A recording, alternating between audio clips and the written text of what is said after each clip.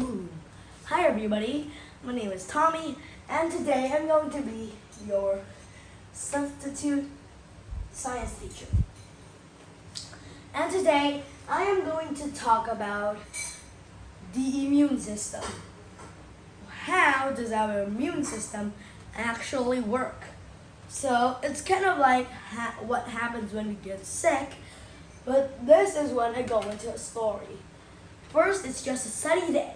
You're sitting in a park enjoying a nice view when suddenly a blast of heat bursts out and a hole is created in the atmosphere by an asteroid.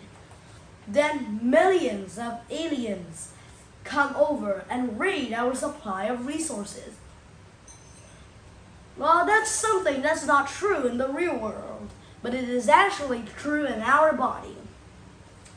For example, if you get a cut or a bruise like this, then when it bleeds, your immune system starts to get to work. Now, let's look at the steps of the immune system. First of all, the cells are helpless. The bacteria surge into your body and begin raiding your resources. The cells that survive the attack or are already dying shake and give out a warning sign to all other cells. This is when cells called macrophages begin to go inside the battlefield. When the macrophage appears, it is bigger than any other cell that has ever been there. Let's imagine a human at the size of a piece of bacteria.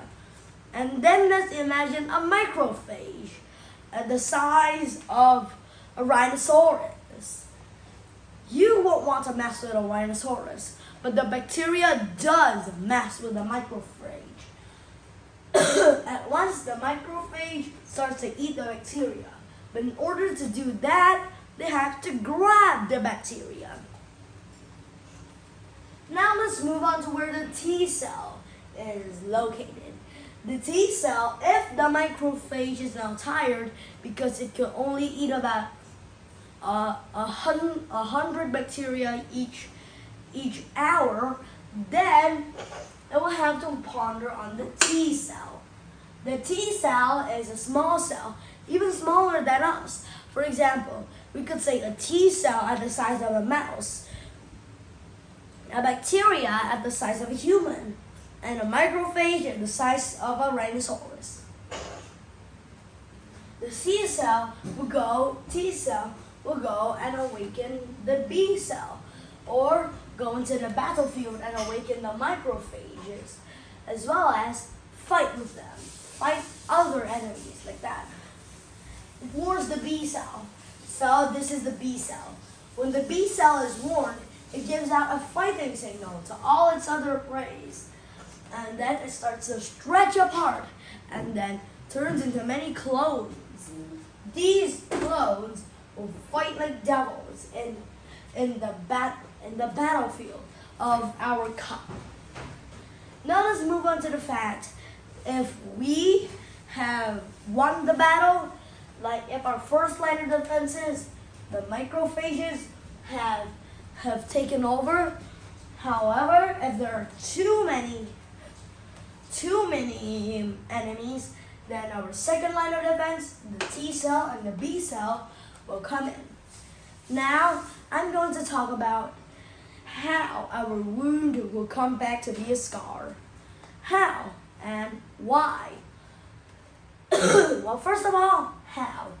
Some T cells and B cells stay alive. These memory B cells keep us protected and immune to this type of bacteria. And the alive T cell, the memory T cell will clean up the tissue and they will create a scar. Next, why do they do that? Well, it's simple. For example, you're just walking, swipe your hand on a stick, all that drama and fighting goes through.